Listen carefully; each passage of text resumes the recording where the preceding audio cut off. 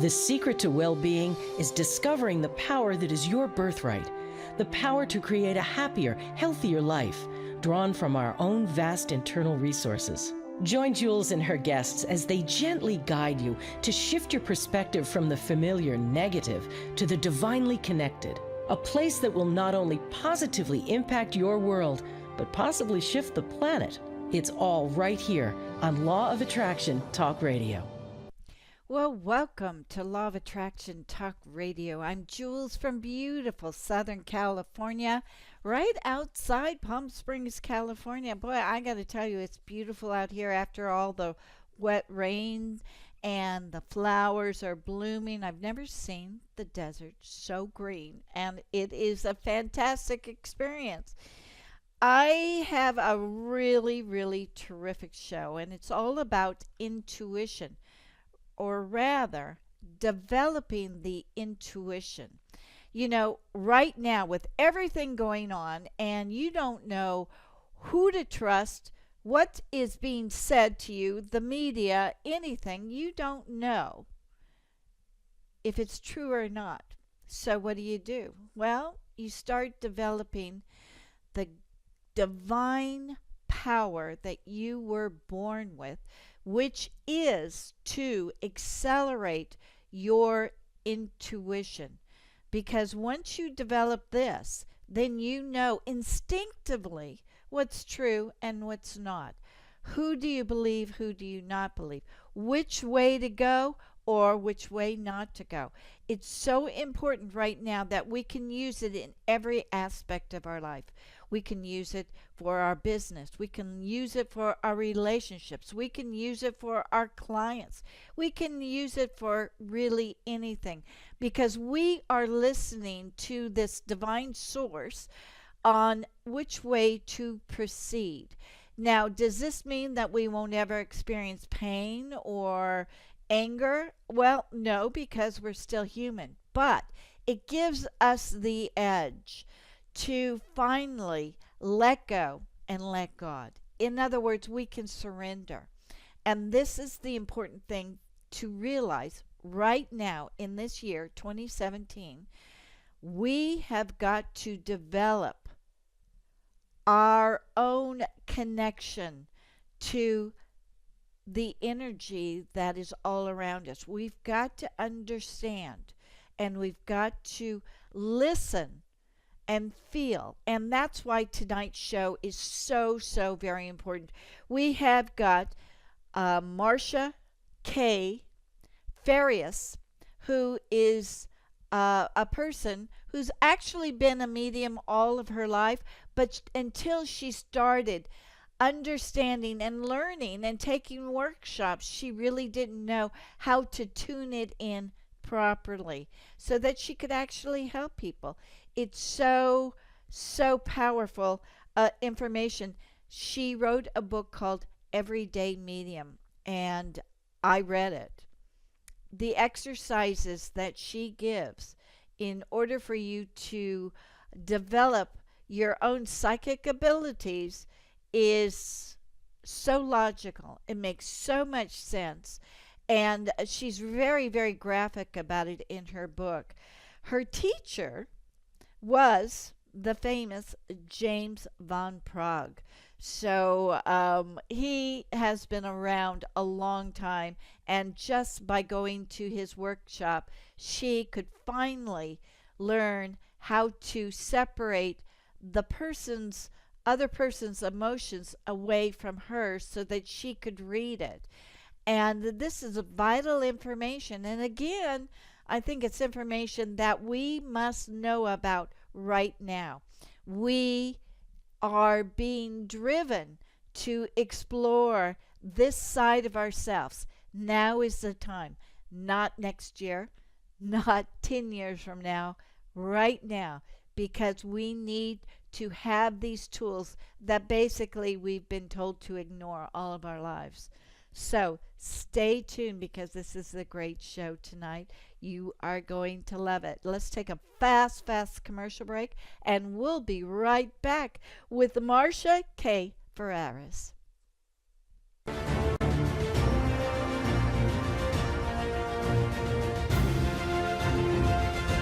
It's here, it's hot, and it's a must-read. It's the science behind The Law of Attraction magazine. Every issue brings you great articles and in-depth how-tos from all your favorite Law of Attraction experts, authors, scientists, and medical professionals. Go to lawofattractionmagazine.net. That's lawofattractionmagazine.net.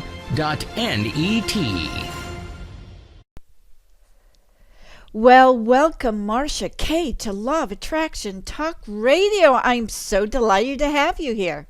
Oh, thank you so much. It's a pleasure to be here.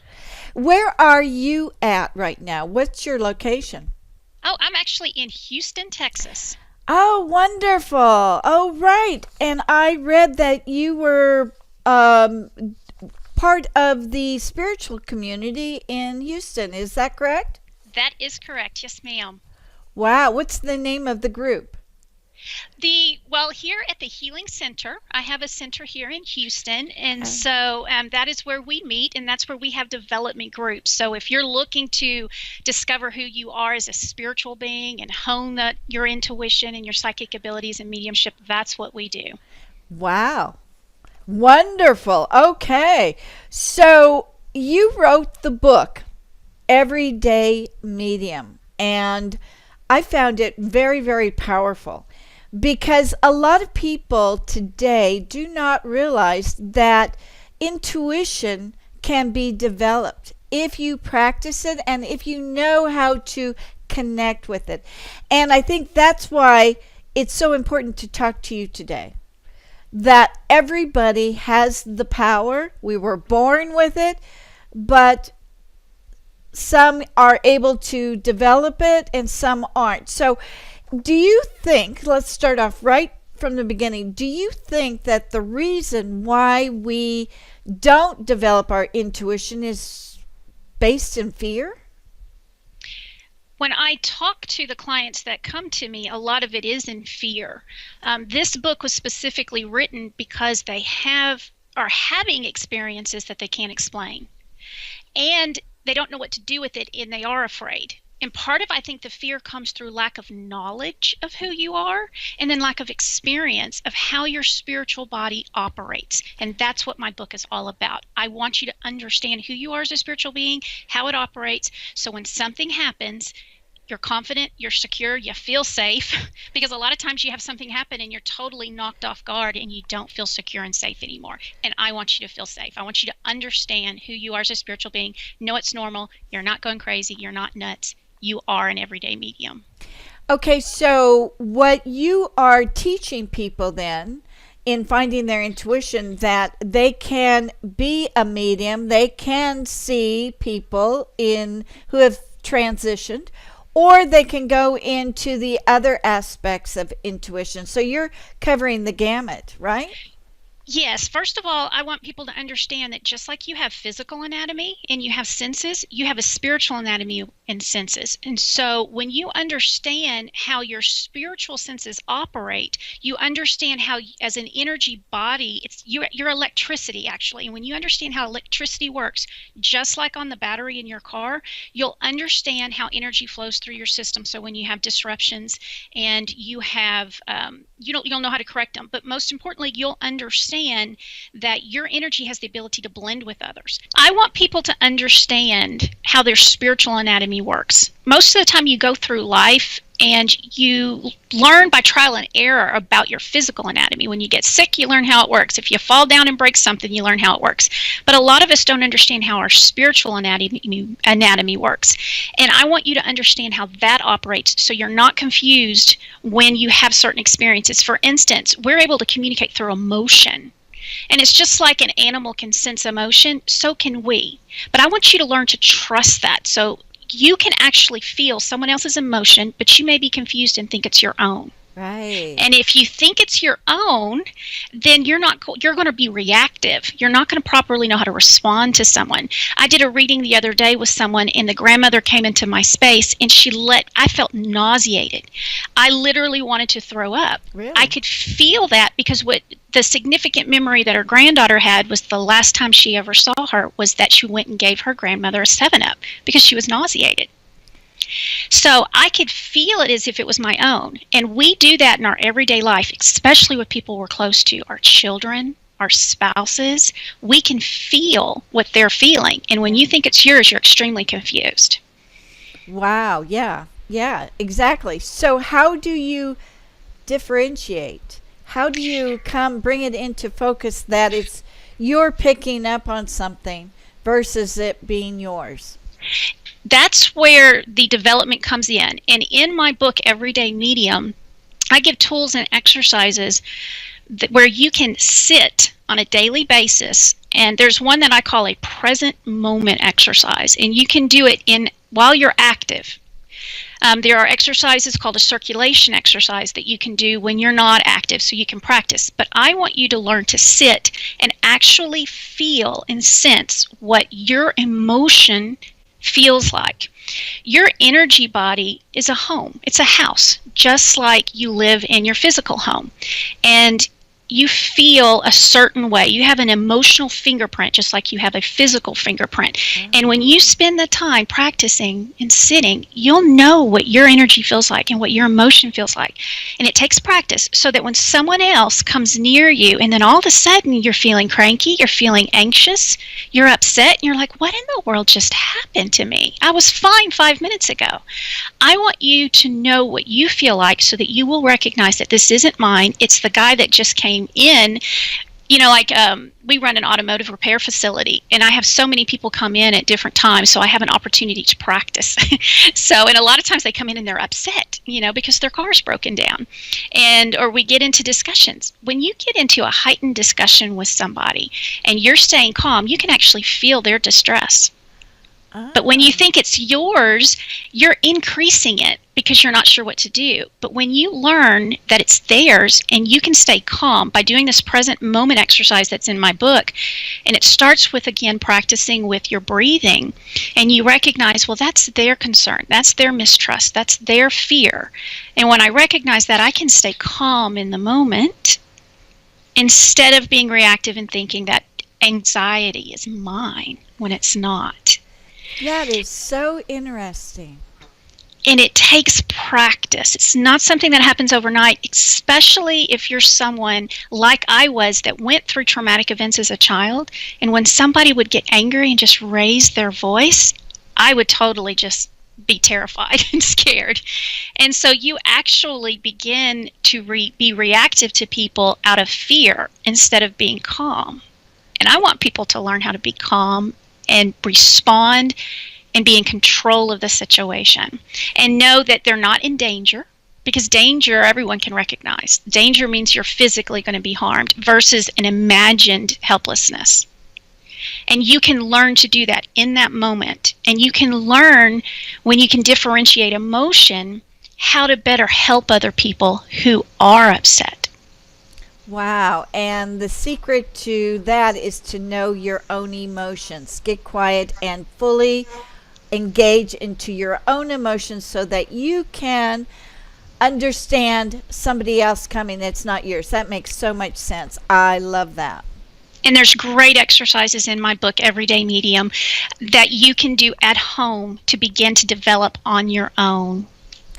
I was reading somewhere, I think it was on your website, where you were being taught how to connect the intuition from other people, and you were put with a man who was telling you and how you were experiencing everything, and the word surrender came up. He said surrender to you. Could you tell that story? I thought it was brilliant. I would love to tell that story. Actually, I've been hearing and listening to Spirit for many years, and I have an incredible story, which I don't want to tell that full story. I'll get into the surrender part. But when I was healed instantly from suicidal depression at the age of 17, and I went what felt like an instant from feeling death to feeling life. And so I had my own experiences, and then after that, when I would sit just to feel life, just to feel the amazing feeling of it, I heard inside my head, follow me, listen to me, and trust me. And I was just floored. So it began my journey. That was the major event. But when my daughter began to experience depression, when she had 3 or 4 of her friends actually commit suicide, and she was struggling in her high school years, and I was so terrified, Jewel, that I was going to lose her. Yeah. You know, I've had my own experiences. I'm hearing Spirit talk to me. I can talk to people who've crossed over. But when you go through an experience of someone you love so much that you want desperately to help, and everything you're doing is not working, and you're just in this place of desperation, I hear time and time again that people go to see mediums. Yeah. Well, I did that. I went to see a very well-known medium, and I wanted him to tell me that even though if she passed away, if she killed herself, basically, that she was going to be okay. I wanted to hear him tell me that so that I could be okay. Could you tell us who that was? That was James Van Praagh. Okay, thank you. James Van Praagh. And so I went to see him, and I thought he was going to talk. He was just going to tell me that, right? Yeah. She'll be okay. I'm just from his experience. Well, no, he threw me into the fire, basically, into a workshop where I needed to do a reading.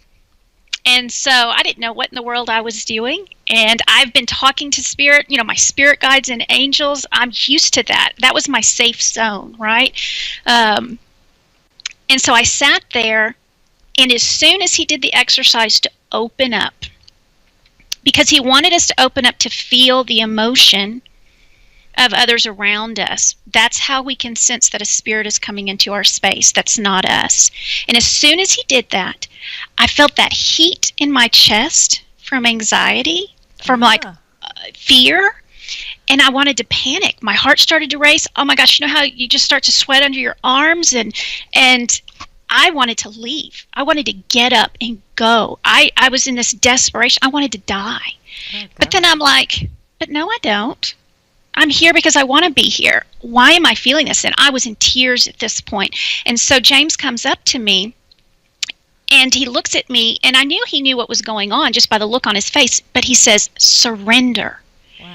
I look at him like he's out of his mind. I mean, who wants to surrender to feeling like this, And he said to me, surrender and only bring through the person your partner wants to talk to, because we were teamed up to bring through who they wanted to talk to.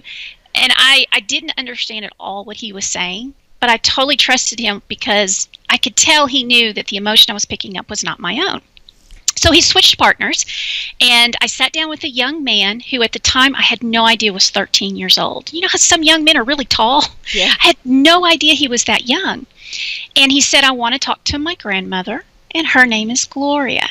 As soon as he said her name, I saw the number 34 in my mind's eye. And then I heard, I miss you too. And then I could see her getting on his school bus with him. I could see her standing on the bus. I could see her at school standing behind him, doing his classwork and watching him.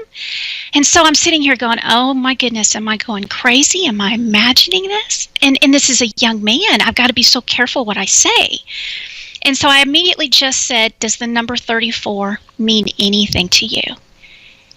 He didn't even say anything out loud. He just looks at me and shook his head yes.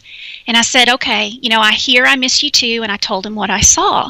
And tears started to roll down his eyes. And he says, my school bus number's 34. And I tell my grandmother I miss her all the time. Oh. And I was just bawling because there's no way I could have known that. He's bawling, and I'm just sitting there going, oh my gosh, I went from feeling this emotion that I felt to this reading. And then we took a break and went to lunch. And I grabbed my phone, and at the exact moment that we had opened up, my daughter was calling with a severe meltdown and breakdown. And I knew that I was actually feeling my daughter's emotion. I was connected to my daughter. I felt her emotion. And that moment changed my life. From that reading to recognizing that I could feel my own daughter's emotion as if it was my own. And I realized that if I could feel it and open up, then I could also close it down and not feel it. That I could actually be in control of my space, because that's what James said. He says, you are in control of your space. And I learned something so valuable because I walked around being this sponge of picking up everyone else's emotion, whether they were happy or sad or whatever it was. And I've discovered that I could control that. And it opened up new doors for me. Wow. Wow. That is brilliant. So tell us, go on with your daughter, because I think I wanted to find out what happened to your daughter. My daughter still struggles with depression. It's a huge challenge for her, even still to this day. But the difference that came from me and my ability to help her was not having the guilt as a mom. Uh-huh. Because as a mom, I wanted so much to help her. I wanted to love her. I wanted my love to be enough. Sure. And it's so important for us to understand that each one of us has to do the work within us to learn how to change our mindset, to do the work within us to heal. And it takes work, conscious effort. It takes that. It's not something I can give to her. It's something she has to do for herself. And she is working through that, and she is doing it. And the other thing that I think is so important is sometimes we want people who are going through depression to move quickly, to get over it, right, for it to be over, because it's uncomfortable for us. It's difficult for us. But people who are going through a mental crisis, through that, it's so important to be gentle with yourself, yeah, to take small steps, to do what makes you feel better in small steps. And when you have panic attacks like my daughter deals with, the coping mechanism, the present moment exercise in my book, Everyday Medium, is powerful because it's a breathing exercise that brings you into what's actually happening. So if we're sitting here together with you, Jules, I would just begin to focus on my breathing and be aware of the way I'm sitting in the chair, of just how I feel in my body, what I'm saying. And when you're focusing on what you're doing, you're not thinking about the past. You're not thinking of things that might happen, because fear and panic, when you have that, you have physical symptoms that begin to happen as well. And if you can begin to train your mind to not allow those physical symptoms to trigger and take over, that is when you begin to learn to manage those events that are happening. And it takes time and training. And so she works really hard with her breathing exercises, and we'll get on the phone together and we'll do them in the middle of the day if she's going through a struggle at work, if something is triggering it. And so she's working really hard to develop those coping mechanisms for her that work. Do you think that she may be picking up other energies, and that's what's attributing it, just like you, like everybody does? Do you think that's it? It's absolutely part of it. And depending on when you're ready to understand that is when you can create bigger change. But it's absolutely part of it, because she has a very difficult time being in crowds and being in large groups of people, right, because she doesn't know how to control whether or not you pick up someone else's energy. For instance, in my book, I talk about your energy body like your house. And in your house, you have a front door. When somebody comes to knock on your front door, you don't have to open it. Mm-hmm. And that's the way energy communication is. When you come into a crowd of people or around somebody, I want you to imagine your energy body like a snail, like the antennas on a snail. You know how when you can touch the antenna, it'll kind of shrink back? Right. I want you to realize there's energy all around you.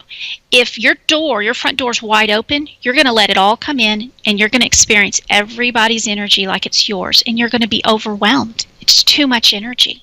Right. That's why people in any crowd, you'll notice more people have panic attacks when they go into big crowds. I want you to understand and become aware that you can intentionally close your door. And just because you're walking through a crowd doesn't mean you're actually taking in all that energy into your house to experience. It can actually flow around you. And that's good to know, because I know a lot of people who are listening are natural empaths, and they are picking up. And for me, as a hypnotherapist, clients will come to me and some just take so much of my energy. It's like, and it's like, oh, wait, I got to stand back because I'm feeling all of your energy, and I've got to stay apart. So I know that this is a common experience for people. So what you're saying and teaching people is to separate yourself from that individual and their emotions. I think that's powerful. And I think that's half the problems that's going around everywhere, and why people are feeling, am I going crazy? Why did I just do that? It just doesn't make sense. People aren't crazy, but we are getting this flux of energies from everywhere that we've never really experienced. I mean, it is big time, this energy right now. Would you agree with that? Yes, ma'am. Very much so.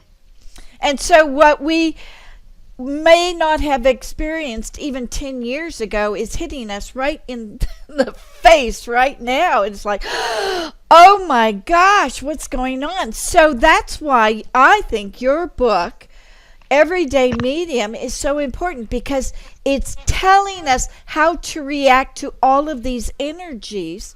Yes. And to be mindful of them and to not take them at heart. Like you said, you can close the door. That's so important. So simple, but so important.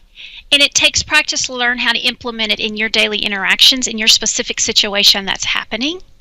And you actually have to do an action in that moment when you're feeling something and you're not sure if it's yours. And you're breathing, just placing your awareness on your breath is something that helps you to calm down. Because when you start to feel fear, you start to feel a lot of energy that's causing anxiety, you begin to hold your breath. Right. Your breathing begins to become shallow. And so when you actually focus on breathing in and breathing out, it's preventing some of the physiological responses that take place, so you can remain clear-headed and go, okay, this isn't mind, or you can step away from the situation if you can.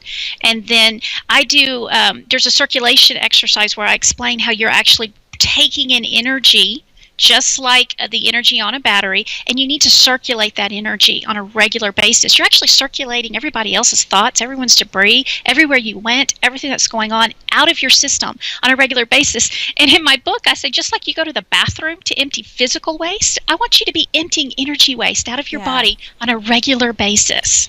That is so great. I noticed with the picture that you had in the book, and it's about auras and the field around you. Yes, and ma'am. That's the electrical field that you're talking about, right? That's the field that you want. Can you explain a little bit about that? The way that that's described is actually in your spiritual anatomy. There are 7 main rooms, and that's how it's described. So room 1 is going to be all about who you are as the very nature of spirit. So we've heard a lot about how the basic needs that we need to have met, that for safety and security and certainty. Well, that is your very nature as spirit. And so that's going to be room 1, which is the foundation of your house. It's very important to understand that spirit does not change. But everything in the physical, the very nature of physicality is change. So when you look to something in the physical to bring you safety and security, at some point in your life you're going to be disappointed, and that rug is going to be pulled out from underneath you because physicality changes.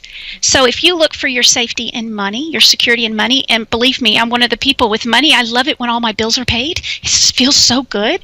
But at some point in your life you're going to go through a period of time where you may not have money. If you look for security from, the house that you live in, or from anything in the physical world. If you look for love, room 2 is all about how in spirit, life is the sensation of love, joy, and peace. Well, if you look into the physical only for love from something in the physical, so from people come and go. Okay. And we need those things, but I want you to be rooted in the knowledge that you are love. If you are the very nature of love, love can't be taken from you, and you cannot give love to anyone else. When we think we can, it's this idea that they lack. So I'm giving them something they lack, or that I lack love and they're going to give me something I lack. I want you to extend that love and share it with them, but not think that that love in the physical from someone else is what sustains you. Because it may temporarily, but then the honeymoon phase is over, or it's like I'm happy for a period of time and then now I'm unhappy. What's going on? I want you to know that in spirit you are love, so that throughout you will be sustained. Ah. Does that make sense? You're holding on Yeah. to something sustainable for a long period of time. So when I was younger and I went through that depression from traumatic events in my life, and I'm like, if this is life, I don't want to live it. And I swallowed a bottle of pills. And I woke up refreshed. I woke up wonderful. It didn't do anything. And I'm like, God, if this is life, I don't want it. I need to know if you're real. And a few months later, I went into that environment of love. And it totally changed me. And I realized years later what happened. I went into a physical environment that made me feel safe. I felt loved, and I felt like I mattered. And I didn't get that at home. And so sometimes we have to get ourselves into a physical environment that for a temporary period of time gives that to us. And then I want you to understand that that's something that you are as your spiritual being.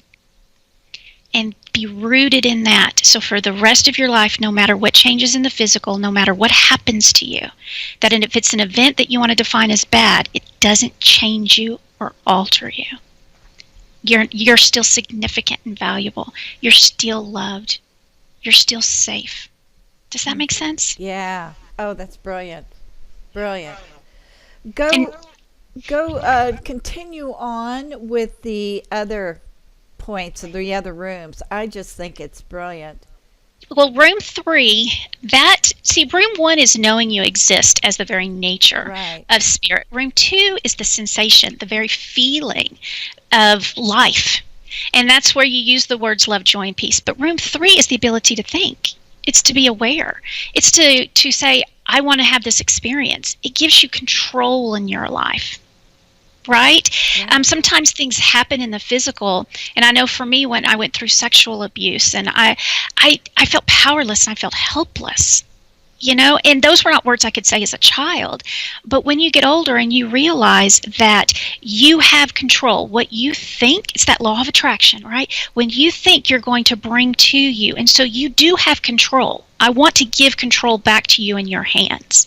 And I want you to realize that you are powerful. And just because something happened to you, it doesn't take your power away. You have the power to shift what's happening in your life right now. And so that rooms 1, 2, and 3, it's all works in sync because your spiritual body blends. I never could understand any of the descriptions when I would hear subtle bodies or astral body or mental bodies.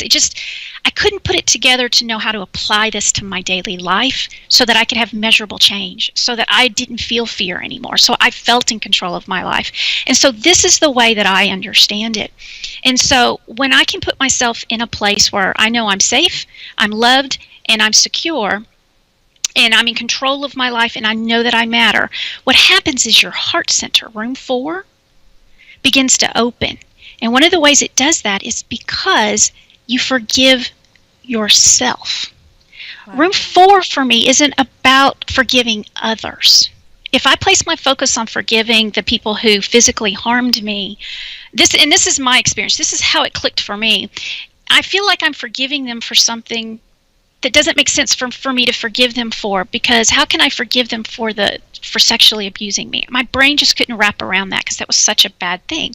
Right. But what I realized for me, what opened my heart, was that I forgave myself for thinking that I didn't matter. I forgave myself for thinking that I wasn't lovable. I forgave myself for the things that I said and did when I was trying to feel safe. Mm-hmm. Because I wasn't necessarily proud of everything that I was doing, but I was doing it because I just wanted to feel safe, right? I've gone through so many things, and there are people who didn't understand, and I didn't necessarily want to act and say and do the things I was doing, and then I would keep putting myself in situations that weren't good for me, that I didn't want. I had to realize, to open my heart, I had to forgive myself. But what happens is room 4 Have you ever seen the infinity symbol? I want you to imagine the infinity symbol, and right in the middle where it crosses, that's your heart center. At the bottom, you can think of it being horizontal. Rooms 1, 2, and 3 are at the bottom, and the higher level rooms of your spiritual body are 5, 6, and 7 are higher. When you open your heart, it gives you access to the higher level rooms. But in opening your heart, that room is the miniature replica of source energy. It's the miniature replica of life itself. You are a powerhouse of energy. When our heart is closed, we're trying to pull energy in from other people, because we need energy circulating throughout our spiritual body on a regular basis to sustain us. And I described that in chapter 2 of my book. We are electrical beings. But what happens, fear closes the door. When we don't feel safe, we close those doors, which prevent the energy from being able to circulate. When we open up our heart, we are our own power source, and we're letting that energy flow out from us to others. So when you have somebody come into a space that is scared, they're frightened, they're controlling. You know how when you have very dominating, controlling, manipulative people come into a space and you're like, oh my gosh, they're scared. That's why they're behaving that way. What I want you to learn to do is to open your heart and extend your energy out, because that energy is what harmonizes any energy that's not in balance. Instead of allowing that energy to be dominant, I want your loving energy to be dominant. And that's what can change and shift the energy in a space. But if your heart is closed, you can't do that. You're literally drawing in all that negative energy around you, and you're feeling it. I want you to be the dominant energy. I want love to be the dominant energy in that space, in that interaction. So that's room 4. But if your heart is closed because you've gone through stuff, you're not having your own resource flowing, that living water flowing from you. And so that's what room 4 is. And room 5, 6, and 7 is all about in relationship. Room 1, 2, and 3 is your own personal knowing of who you are. And 5, 6, and 7 is about in relationships. So room 5 is being able to tell people who you are, how you feel, and what you want out of life. But you tell them, you express it. It's your voice of self-expression. But if room 3 is shut down, if we feel like we don't matter, a lot of times we defer our will, right? We defer our decisions to other people. And we don't even realize we're doing it. We just sit there and we let other people just do things, even though it's not what we want. And if that's shut down, room 5 will be. It doesn't work properly. And that's where you'll see lots of throat ailments. When someone's having throat problems, it's because they're having room 3 problems. You got to go clean up room 3. And so room 6, when you have a lot of different, you hear like clairsentience and clairvoyance. All of that is true in these rooms. But if you're not healed, none of that makes any sense. So room 6 is your ability to be able to, yes, see images, especially in mediumship when you receive it. But room 6 in relationship to others is you knowing what they intend towards you in relationship. It's you sharing your intentions in relationship.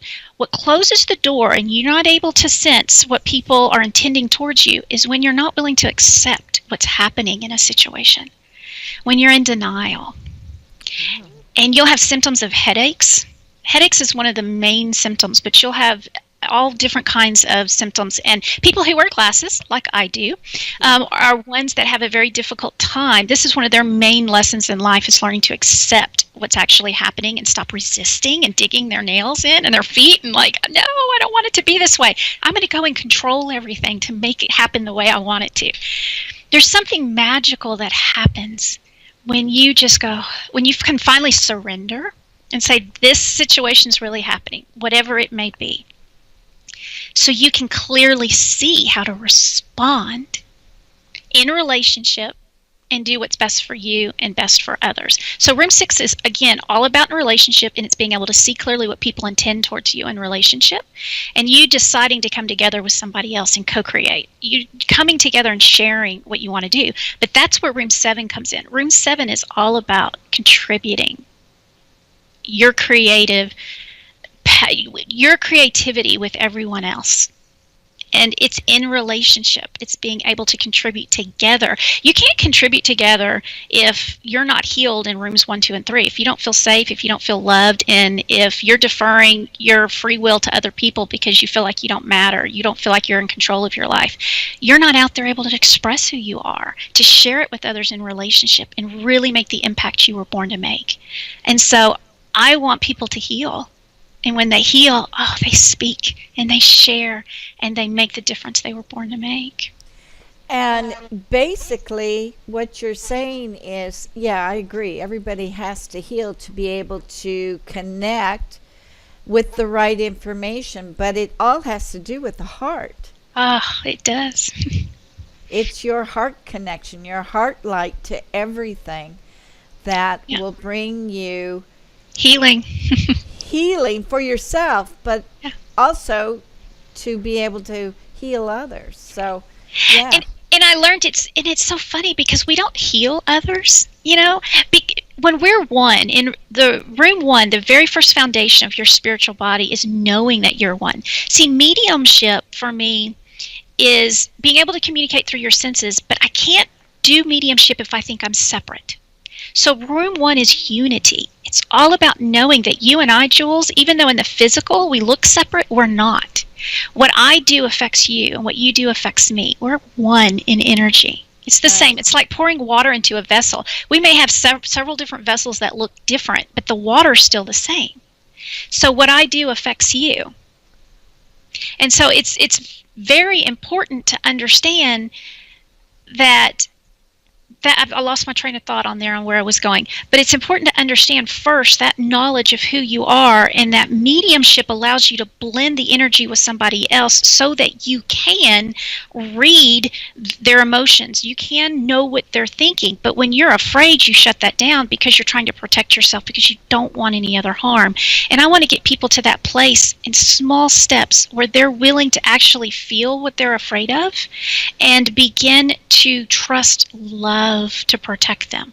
Because so many times we think that fear is actually protecting us from what we think that might happen. Instead, it's attracting it to us. And we're isolated and we're not connecting with people. And when we can begin to connect with others and trust them again by first learning to trust ourselves, that we can be in control again of what we're thinking and of what we're experiencing, it changes your life. And that's the healing is not so much about me going and making a change in someone else, because I can't heal my daughter. Right. It's about me healing myself and myself living that life of healing. And when people see it, they come and they ask me and go, well, what are you doing? What did you do to get over that? What did you do to cope with this? And that's what my daughter's done. You know, over the years, I didn't know how to help her, and I made so many mistakes, Jewel. I did try to control her because I thought I was doing what was best for her. I thought she should do it my way, but that didn't work. And I realized that wasn't love. Even if I was good intentioned, it wasn't love. And so when I stopped doing that and let her figure it out in her own way, and she comes to me, and she will ask me when she's ready, and she does. And we get on the phone, and I'm able to walk her through different coping mechanisms. But my biggest lesson was learning to let her figure this out in her own way without making her have to do it my way, and to deal with my own pain of being scared that I might get that phone call that she wasn't here. Yeah. You know, because that was just the hardest thing to do. And then to let her go, you know, walking out of my house and living somewhere else and going through her struggles. And yet I realize that I'm free of all that pain. I'm free of the guilt. I'm free of the blame. I don't feel her suffering any longer like I did. And yet I love her in a more powerful way because I'm allowing her to feel empowered. I'm allowing her to figure it out. I'm not doing everything for her, which prevents her from figuring it out and feeling strong and feeling loved and feeling confident and empowered. And she came to this planet to experience something, and you're letting her experience what she came here to experience. So you being in your heart light is allowing her to go through her experience, and that's what's so important and so tough for each human being, to let their child experience what they came in here to experience. And some of it's not good and some of it's terrific, but still it still emotionally impacts you as a mother, as a father, whatever. But in this scheme of things today, it's like fear is the addiction because it's so familiar that that's what we're used to. And that's the one thing that we've got to break away from. Yes. Yeah, fear, you think it's kind of like a bird that's lived in a cage and they open the door and the bird's not flying out because you're so used to being in a place that you think is safe. Right. Because it's familiar. So a lot of people stay in bad relationships because they don't know where else to go. Number one, they don't feel like they're significant and they're important. They don't think that they can find anything better. They haven't healed in realizing how valuable they are. So it's so scary to go into a situation that's unfamiliar, even if it's better for you. And this is where you have to be gentle and take small steps and do it in small ways to get yourself in other physical environments first that are healthier for you emotionally, that make you feel safe, that let you know that you are loved and you are valuable. Because when you can get the physical circumstances in alignment with the truth of who you are as spirit, then you begin to feel and sense safety, sense love, and feel that you're valuable. That right there begins to change what you say and what you do. That's what takes place, and that's what allows that fear for you to get across the bridge on the other side of fear.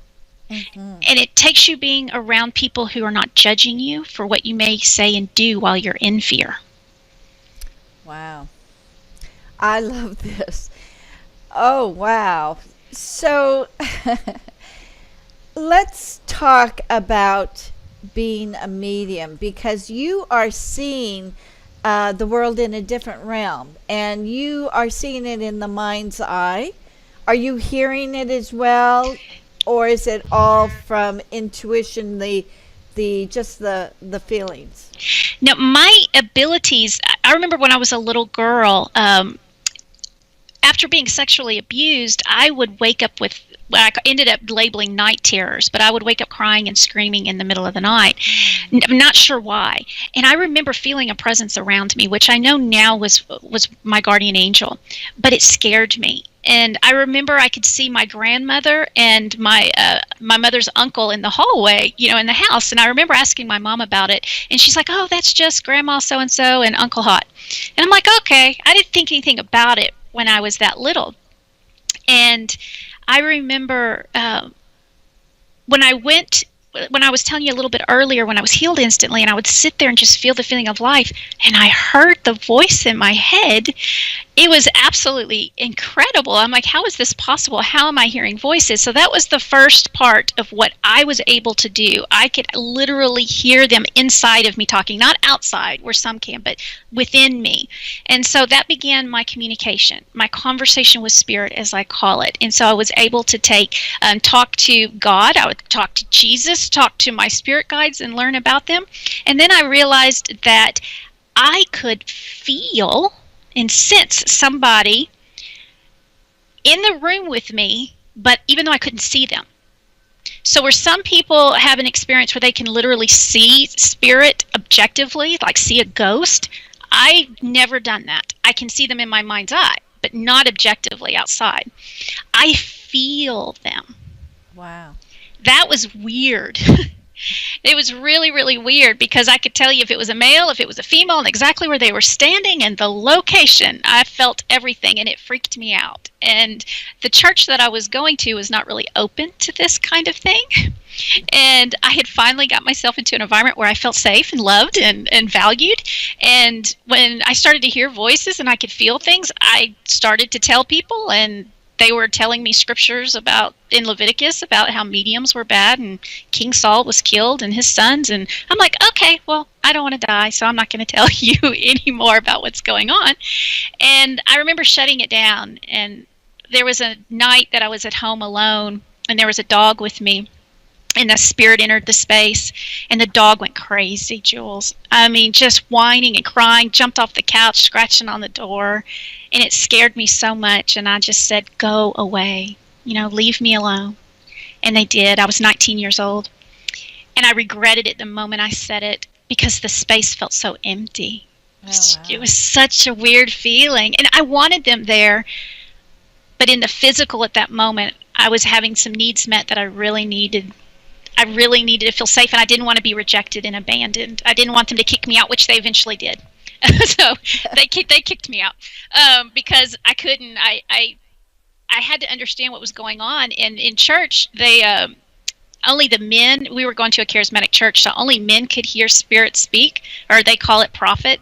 So you could hear, and they would stand up in church and speak the message, and then they would speak in tongues. So it was one of those churches. And the thing is, I never understood what they were saying, and I'm like, but that's not how God talks to me. He talks to me where I can understand him.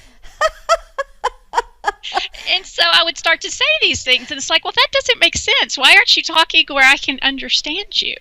And God talks to me like that, and they didn't like it, and I ended up with an ultimatum of either doing things their way or leaving, and I left. So that was really hard. But they gave me a scripture. There was 3 scriptures, and I'll tell this story because it was so pivotal. It was so hard for me. And they were all from the book of Proverbs. But every single one of them basically said that if I did not follow their way, that I would rest in the valley of the spiritually dead. I was terrified, and I'm being taught that God would be this way. I was being taught that communication could only come through a man, and that a man is a woman's covering. And I felt like I was doing something wrong, but I sat there for 3 hours, Jules. And do you know what I heard inside my head? Right. I heard that voice in my head say, just do it. It was the Nike slogan. And I'm a kid, right? And so that spoke to me, but I knew what it meant. It meant get your stuff and leave. And I had no idea where I was going to live because I was living with the church. And I packed my car and I went to the gas station, not knowing where I was going to go, and called a friend. And I listened to that voice inside me. And it took me many years to learn how to trust that voice. And so, you go through experiences where you think you know best, you're going to try it your way, and I'm just kind of ignore the voice that I'm hearing. And I didn't always hear it like that in my head. Sometimes you just feel things, or you know things, and you're sensing them. And you got to go with your gut. You got to go with those vibes, and you got to learn to trust it, because everything in the physical may be telling you one thing, but you're sensing something else, and it's learning to trust that. And that's what I teach my students, learning to trust that on an everyday basis, what it feels like for you, how you're picking up the information. And it's keeping journals. It's sitting and having your daily devotion of knowing how you sense spirit. Maybe you feel it. Maybe you know something. Maybe you're seeing things. And it's keeping a diary so that you understand how your spirit team, as I call it, is working with you. And it's changed my life. So talk to us a little bit about the people who have transitioned and are coming back to you to communicate with their loved ones. Are they always happy? Are they always, what is it like for those who have transitioned? I know many people are losing people right now. It seems like there's another influx of people transitioning. That energy, and it's just a really amazing time that's going on here. So talk to us about these people that want to communicate with their loved ones through you. For me, the way that I do my work is I feel them as if they're me. So I feel their emotion. And so what I allow them to do is to enter my space, to basically sit in my lap, to blend with me so I feel their emotion. So for an example, I did a reading yesterday, and as soon as they come into my space, I could feel the heaviness on my chest, and I couldn't take a deep breath in. But I also could tell that I was on some kind of medication because I was going in and out of consciousness. And so I could feel what they were experiencing, but I was confused, and I knew it wasn't just in the moment that I was passing, but I knew I had so much anxiety and heaviness on my chest. And I know from understanding how my spiritual anatomy works that whenever you have that heaviness on your chest, you're dealing with a lot of unforgiveness. Okay, a lot of unforgiveness towards yourself, whether they realize it or not. And heart attacks, that is what that's all about. It's all about unforgiveness. When your number 4 closes all the way, That's about unforgiveness. So I knew this, but because I was literally going in and out, and when I feel it, I'm not speaking coherently. So I'm not speaking coherently to them, but I'm giving them an opportunity to know what that person felt like before they passed. They don't always show that to me in that way, but it was significant for this sitter, so they knew that it was actually their loved one that was coming through. And so I can feel what they feel. I can feel how they passed. I can feel their death, so sometimes I have to tell them to come out and not show me so strongly. And then once I feel what they're feeling, that actually gives me the message, because then I know what they're going through. I know their confusion. Like with this gentleman, I know that he was on medication, and they validated that by saying, yes, he was on a lot of antidepressants. But I knew that I didn't like it. I knew that I didn't want it. I knew that I was so confused, and most days I didn't know where I was. And he was coming in and out of consciousness, even going through his daily life. And he was not, I could tell them, and he died of a heart attack, actually, congestive heart failure, which is one of the reasons why I was feeling that. And so I can sense that and bring their loved ones through. But you asked a question, and you said, are they all happy? And I had a reading the other day from a young man that I knew took responsibility for his own passing. I don't think it was an intentional suicide, but because he was on a lot of antidepressants, he was on a lot of drugs, he was very confused. One of the things he said to me, and this is such an important message, is he said, why didn't anyone tell me that I would have the same problem to work through once I'm here that I had when I was in the physical world? Wow. And it's such an important message, because a lot of times we think once we pass away, all of our problems are going to go away. And you came into this world with certain lessons to learn. And when you're in the physical world, they tell me all the time that learn your lessons when you're in the physical world. It's the quickest path to your growth and evolution. And so he was like, no one bothered to tell me this. Oh, my. And I thought it was just an amazing message, because sometimes when I speak to spirit, they don't come through hunky-dory and happy all the time. They come through exactly who they were when they were here in the physical world. And I have this tendency to want to give someone such a happy message, but it never fails. It's just an amazing thing, because if I attempted to do that, I would not do justice to the spirit coming through, but also to the person sitting, because they would know that wasn't their loved one. And so when I can actually feel how they feel, and their emotion is not happy and hunky-dory, they're like, oh my gosh, that's the person. You're bringing them through perfect. But it's important to understand too, just like this one, he let me know that he was okay on the other side, but he's still having to do the work. And so that's an important. So when he gets reincarnated, he's going to come back and still have to do that work too, I would assume. And it's a choice. I know I've spoke with spirits that let me know it's a choice whether or not you come back, and you can do the work in the spirit realm. There in classes, and there's healing spheres and places that you can go to do the work. But yes, if you decide to come back into the physical world, it's a faster process, but it's also very challenging. It's very hard and very difficult, because you go through that veil of forgetfulness. So where he's on the other side now and he's remembering fully who he is as a soul, when you come back through into the physical world, you actually forget. You have amnesia. And it's very challenging to learn your lessons. Right. And so that's so important. And the fact that people, as you have said a couple of times, are on all these antidepressants, they do not realize that keeps you from resolving your issue. It's putting you on a flat line so that you cannot heal. So the biggest mistake a person can do today is to get on the drugs. It will stop you from healing. Please don't do it.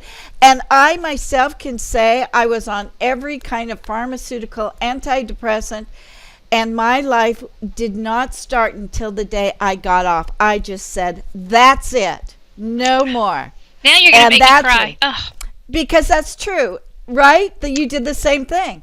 I didn't want my daughter to get on all the medicine. And when she was under the age of 18, I'll never forget sitting in a therapist's office, not a psychiatrist, but a therapist's office, and she wanted to go on medicine.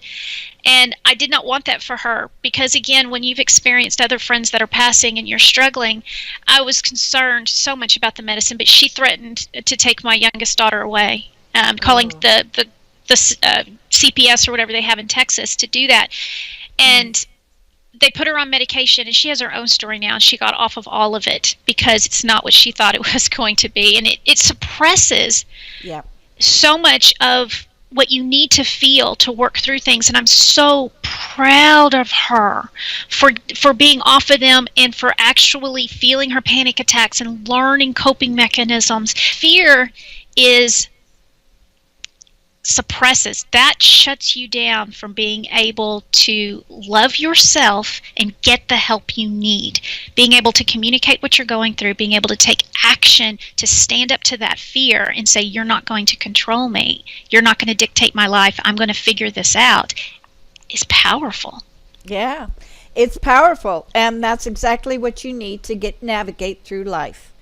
And so these are the things that I'm so glad you're on the show today, helping us to understand and to give us the techniques. And again, I want to say, go buy the book, Everyday Medium, and you can get that book on Marsha-Kay.com. That's Kay.com. Who is also known as the Badass Mind Gardener, which I absolutely love. And she is going to give you the 7 steps to discover, develop, and direct your sixth sense. Now, this is fantastic. Marsha, I can't thank you enough. You have just brought this wealth of knowledge to all of the listeners, and we need it right now. Thank you so much. I appreciate you for having me. Thank you. Thank you so much for joining us. We'll be back next week with another great show from Law of Attraction Talk Radio. If you'd like to comment on tonight's show, send an email to jules@loaradionetwork.com, and have a great week.